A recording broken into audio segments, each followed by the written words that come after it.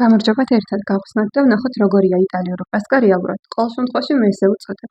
ეს არის შოკოლადის ვარიანტი, ცოტა კონიაკის არომატით, ჰაეროვანი, ნოტიო, საკმარისად შავი შოკოლადის კრემის შიგთავსით, ძალიან მსუყე. წონით 750 გრამიანი და უგემრიელესი.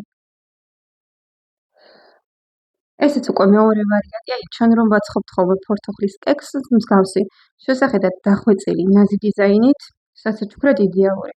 უბრალოდ ნახეთ რა ლამაზია. ტრიტოლ ნაწილებად, გასაჩუქებლად.